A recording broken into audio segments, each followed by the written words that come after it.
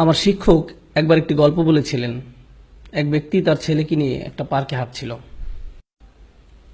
তারা একসাথে হাঁটছিল। ছেলেটি গাছের উপর একটা কাক দেখে বলল, বাবা, এটা কি? এটা কি?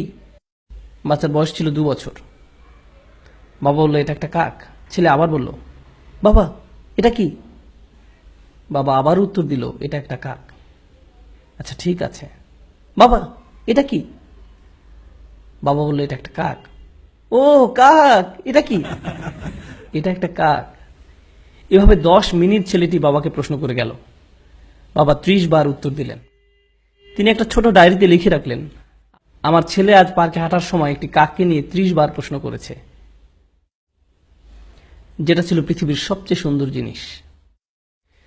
30 বছর পর, ছেলের বয়স এখন 2 বছর না, তার বয়স 32 বছর। বাবা ছেলেকে ফোন করলো, আমি কি তোমার কাছে আসতে পারি? ছেলে উত্তর দিল, বাবা, এটা ঠিক দেখা করার সময় না। বাবা বললেন, আমাকে কিছুক্ষণ সময় দাও, আমার 10 থেকে 15 মিনিট দরকার, শুধু এইটুকু সময় হলেই চলবে। চলো গাড়িতে করে বের হই, তোমার সাথে কিছু ব্যাপারে কথা আছে। ছেলে বেশ বিরক্ত হয়ে, ঠিক আছে। বাবা আসলেন এবং গাড়িতে উঠে ছেলেকে নিয়ে পার্কে গেলেন। ছেলে মহা বিরক্ত হয়ে বলল, এসব কি বাবা? আপনি কি খুব দ্রুত বলতে পারবেন? আমার কাজ আছে। বাবা বললেন, শুধু আমার সাথে হাঁটো। তারা হাঁটছিল এবং গাছের উপর একটি কাক দেখতে পেল। বাবা বললেন, বৎস, এটা কি? তুমি কি সত্যিই জানতে চাও এটা কি? এটা একটা কাক। ও বৎস, এটা কি? ছেলে এবার প্রচন্ড রেগে গেল। এটা কি একটা খেলা? আমার কাজ আছে, ঠিক আছে?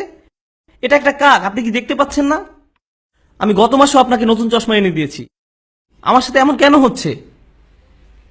বাবা, আপনি কেন এত জটিল? আমি বুঝতে পারছি না সমস্যাটা কোথায়। জাস্ট বলেন কি বলতে চান। আমি ব্যস্ত আছি, ঠিক আছে? বাবা তার ডায়েরির পাতা খুলে বলল, বৎস, ঠিক এরকম একটা ঘটনা 30 বছর আগে ঘটেছিল। আমরা এই পার্কে হাঁটছিলাম। তুমি একটি কাক দেখেছিলে। তুমি 30 বার আমাকে এটার সম্পর্কে জিজ্ঞেস করেছিলে। আমি প্রতিবার হেসে উত্তর দিয়েছিলাম। আর এখন তুমি দ্বিতীয়বারও উত্তর দিতে পারছো না। আমরা আমাদের পিতামাতাকে কি দিচ্ছি? মূল বিষয় হলো, আল্লাহ প্রথমে নিজের কথা উল্লেখ করেছেন, তারপর পিতামাতার কথা উল্লেখ করেছেন। তোমরা নিজেরাই চিন্তা করো, তারা তোমাদের জন্য কি করেছেন এবং তোমরা তাদের জন্য কি করছো। এমন অনেক পিতামাতা আছেন, যখন তাদের সন্তান আইসিইউতে থাকে, তারা ছোট্ট গ্লাস বক্সের দিকে তাকিয়ে দাঁড়িয়ে থাকেন, যার ভিতরে শিশুটি আছে। দিন রাত 24 ঘন্টা হাসপাতালে শুধু দাঁড়িয়েই থাকেন, কখনো বসেন না, শুধু দাঁড়িয়ে থাকেন। ভেন্ডিং মেশিনের খাবার দিয়েই তাদের জীবন চলছে। আর ঠিক এই সন্তানই বড় হলে ফোন করে খবর নেওয়ারও সময় হয় না। কত মা তার সন্তান ভূমিষ্ঠ করতে মৃত্যুর কাছাকাছি চলে যায়, আর এখন তার ফোনের উত্তর দেওয়া অনেক কঠিন হয়ে পড়েছে। আর এখন তাকে কি দিচ্ছেন? সারাদিন 2 মিনিটের মতো সময়। তাকে কিছুটা গুরুত্বপূর্ণ ভাবতে দিন। এটা কতটা অন্যায্য যে আপনি তাদের নিকট ছিলেন সবচেয়ে গুরুত্বপূর্ণ, আর এখন তারা আপনার কাছে গুরুত্বহীন। এটা কতটা ন্যায় বিরুদ্ধ। তারা এই যন্ত্রণা প্রতিদিন বয়ে বেড়ায় যে আমি আমার সন্তানের কাছে কিছুই না, আমি তাদের কাছে কিছুই না, আমি তাদের কাছে মূল্যহীন, আমার জন্য তাদের হাতে কোনো সময় নেই। কোনো কিছু আপনার কাছে মূল্যবান মনে হলে তাতে আপনি সময় দান করেন। বেশিরভাগ ক্ষেত্রে এই সময় আমরা পিতামাতার কাছ থেকে দূরে সরে থাকতে চাই। আপনি আপনার বন্ধুদের সাথে থাকতে চান, নিজের মতো করে থাকতে চান, মাতা পিতার সাথে থাকতে চান না। এই বদ অভ্যাসটা আপনিই বাড়তে দিয়েছেন, আর সময়ের পরিক্রমা এটা আরো খারাপ হতে থাকবে। আমাদের পিতামাতা অনেক অনেক বেশি আবেগপ্রবণ, তারা খুবই রক্ষণাত্মক। এটা বুঝতে পারবেন না যতক্ষণ না আপনি নিজে পিতামাতা হবেন। আপনার বয়স 60 হলেও আপনি তাদের কাছে শিশু।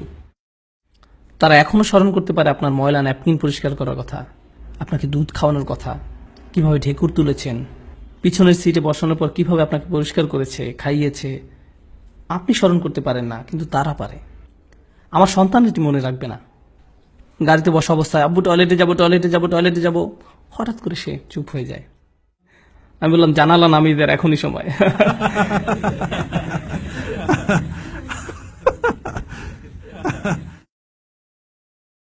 তারপর সে বলা শুরু করলো, আমি ঈদে কোন খেলনা পাবো। আমি ভাবলাম, ওকে, গাড়ি চালানোর জন্য আজ ভালো সময় নয়। তারপর সে যখন কলেজ থেকে গ্রাজুয়েশন করেছে, একদিন বিয়ে করেছে, সে তখন আর এটা মনে রাখবে না। কিন্তু কে কখনো ভুলে যাবে না? আমি কখনো ভুলে যাব না। আমি ভুলবো না তাকে কিভাবে বাথরুমে নিয়েছি, তাকে পরিষ্কার করেছি, জামা পরিয়েছি। সে বলেছিল, আব্বা এই স্পাইডারম্যান পোশাকটা পরিয়ে দিন। আমার সন্তানের কিছুই মনে রাখবে না, আমি রাখবো, আমি মনে রাখবো। এই একই শিশু যখন পিতাকে একদিন বলে, বাবা আমি ঠিক তোমাকে বুঝতে পারি না, আমার হাতে একদম সময় নেই, এটা আসলেই তাকে দুঃখ দেয়, এটা আসলেই তাকে দুঃখ দেয়। ঠিক এই আচরণটাই আমি আপনি আমাদের পিতামাতার সাথে করে থাকি। তারা ছিল আমাদের জীবন, আমাদের জন্য তারা তাদের জীবন দিয়েছেন, তাদের ক্যারিয়ার বিসর্জন দিয়েছেন, তাদের ছুটি, তাদের বন্ধু বান্ধবদের সঙ্গ ত্যাগ করেছেন। আপনি জানেন সেটা? আমি এটা এখন জানি, আমি তখন জানতাম না। আপনি আসার আগ পর্যন্ত তাদের জীবনের এক ধরনের পরিকল্পনা করা ছিল, আর আপনি আসার পর আপনি হয়েছেন তাদের পরিকল্পনা, আপনিই তাদের সবকিছু।